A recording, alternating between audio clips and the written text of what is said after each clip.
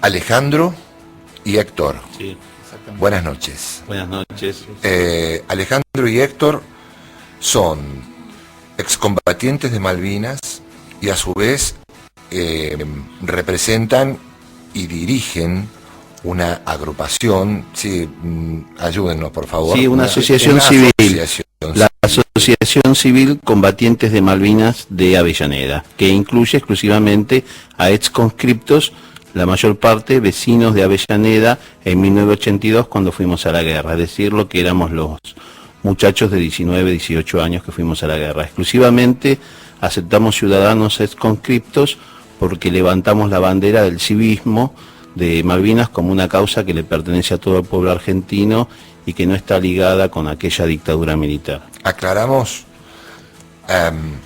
aceptan ciudadanos exconscriptos en nombre de, digamos, están estableciendo que no ingresan allí los oficiales del ejército. Exacto, no, del ejército o de cualquier otra fuerza. O de cualquiera de las otras que fuerzas. Además tienen sus propias agrupaciones, entonces no tenemos por qué darles ingresos porque tenemos una visión distinta, histórica y también actual del tema Malvinas. Carlos, bienvenidos.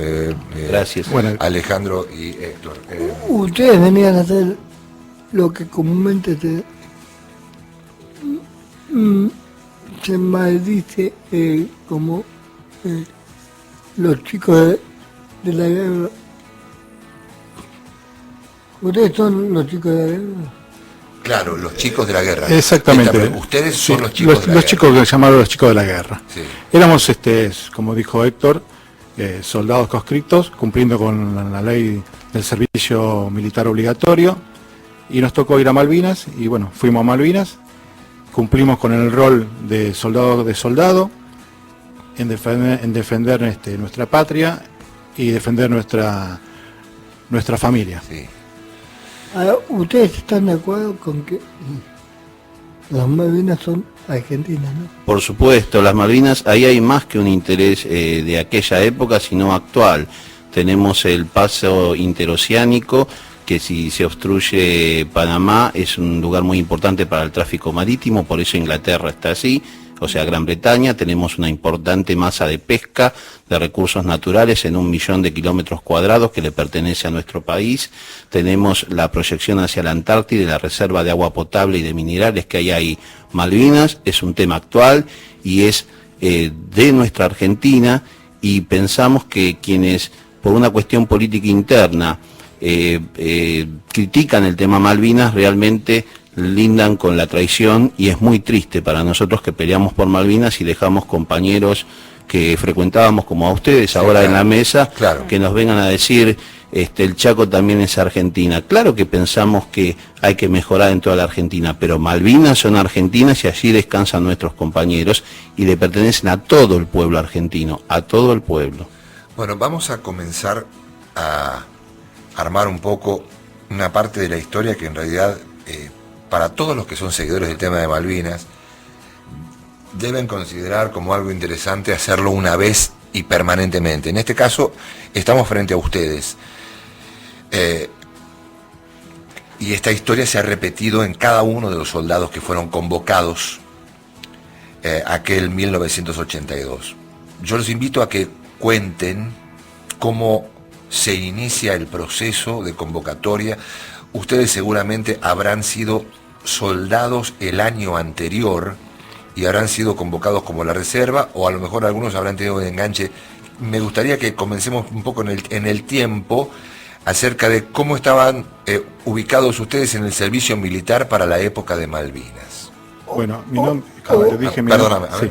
No digo que por ahí no estaban en servicio militar, pero si fue llamado. Por eso, correcto, si fueron llamados. Bueno, el que habla es el Alejandro de Andrea. Yo soy, mejor dicho, de clase de 1962. Estaba todavía bajo bandera. Me correspondía ya a la baja a irme a los primeros días de abril. Cuando ya estaba por irme de baja, bueno, nos toma la novedad de que habían recuperado Malvinas a través de la fuerza, el gobierno militar, Y bueno, ahí a partir de ahí nos encuartelaron y comenzó todo el proceso de que ellos le llamaban de organización ir hacia Malvinas. 2 meses antes habíamos hecho una instrucción en La Pampa con 45 grados de temperatura y con ese mismo equipamiento nos mandan al sur, a Malvinas, Sí, con 15 grados bajo cero. sí, claro. Eso para que se entienda un poquito el tema de la ropa, cómo estábamos equipados y qué tipo de armamentos que teníamos, ¿no? La falta de inteligencia, la falta de logística de los mandos militares. Si querés que te diga yo, Sí, por supuesto. bueno, yo también soy clase 62, habíamos hecho todo el servicio militar en 1981, me había ido de baja el 8 de marzo del 82, en esa época yo estudiaba en la Universidad Católica de La Plata, y me acuerdo que le digo a un compañero, para allá al fondo donde estaba el Regimiento 7, porque éramos 2 del Regimiento 7, nunca más. Sí, O sea, sí. y al mes ya estaba dentro de vuelta. Lamentablemente todo el 81 estuvimos aplicando una doctrina militar de tipo de la seguridad nacional, porque estábamos todo el tiempo Por supuesto. haciendo guardia en el cuartel, mirando hacia la población de La Plata, que era el supuesto enemigo, y haciendo operacionales, es decir, saliendo en camiones y en jeep a dar vuelta como si fuéramos una policía de nuestro propio pueblo, y por un oportunismo esa junta nos llevó, esa dictadura, a una guerra contra ejércitos de la OTAN, y ahí se notó la diferencia, pero no solo la diferencia, no tanto entre soldados, la diferencia entre oficiales y suboficiales.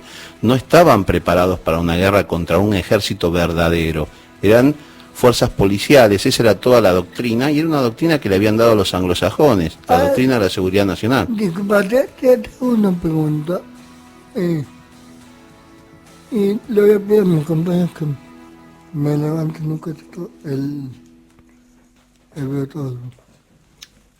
El tema es el siguiente. ¿A partir de cuándo saben ustedes que existe la posibilidad de tomar Puerto Argentina? Bueno, yo te voy a contar un poco, para cerrar lo mío, y después habla Alejandro, cómo fue para mí. Yo me había ido de baja el 8 de marzo y viene un fin de semana un policía a mi casa ahí en Avellaneda, en el barrio de la estación de Avellaneda, que es Piñeiro. Yo era hijo de madre viuda, pero no era sostén, entonces hice el servicio militar y me entrega la cédula, que todavía la muestro, la cédula de convocatoria, que es una de las partes de la famosa ley de servicio militar que está suspendida, gracias a Dios. Y yo recordaba que los desertores en el Regimiento 7 lo agarraban a patadas y les pegaban en la espalda con cinturones, así de triste. Entonces, ante esa perspectiva y no sabiendo dónde estaba parado, porque hasta hace poco, como siempre cuenta Alejandro, estábamos en la música disco norteamericana. Me agarraste distraído cuando dijiste lo del cinturón. ¿Cómo es lo del cinturón? En el ejército vos usás un cinturón sintético o de cuero verde. Cuando Sí. yo vi como a un compañero mío que había desertado, cuando lo agarraron de vuelta, lo hacían tirar cuerpo a tierra y le pegaban con ese cinturón. ¿Cómo se produjo esa deserción? ¿Podés contar? No, pero eso fue durante el servicio militar. Era un Una chico muy desa- básico, muy sencillo, se habrá quedado enganchado en alguna situación personal y no volvió cuando tenía que volver. Entonces... Por ejemplo, esos francos de fin de semana. Sí. Así no, en realidad es peor todavía, lo habían premiado con un franco porque había hecho sus necesidades en la guardia y no había abandonado el puesto. Nos reúne el jefe de compañía a todos en un día de lluvia, bajo la lluvia, y nos dice que era un gran hecho del muchacho que se había quedado y había respetado el tema de quedarse en el puesto de guardia a pesar de sus necesidades. Lo recompensa con un franco y no vuelve de ese franco. Y ahí fue cuando lo fue a buscar un cabo primero, que nosotros pensamos que había estado en la represión, y cuando lo trae yo estaba en la cuadra y veo como dice cuerpo a tierra y le empieza a pegar con él. Y esa época vos podías repudiar todo, los odiabas, Sí. pero no podías hacer nada. Sí. Disculpa que te llevé a ese detalle, pero era justamente para armar Es un tal poco más cual, el cuadro de la triste época. y es tal cual. Pero volvamos a tu cédula, a tu sitio. Claro. La documentación tuya y... Sí, y la tu- cédula entonces cerré la puerta ese fin de semana, dejé a mi madre y a mi hermana en casa, me subí al tren con el pasaje gratis que tenía a La Plata, Llegué a La Plata, ingresé, era preparador de mortero Brand del 81, tomé el uniforme, todo lo que tenía ahí, y no sabíamos para dónde íbamos a ir hasta que 3 días después, una noche, salimos en colectivos hasta el Palomar, ahí subimos unos aviones de aerolíneas vacíos, de A3, no tenían asientos, estábamos sentados en el piso, de ahí a Río Gallegos, y de Río Gallegos, que está a 760 kilómetros de Malvinas y en el mismo paralelo, Sí. a Puerto Argentino, y de ahí a las posiciones. Esa Bien. fue mi...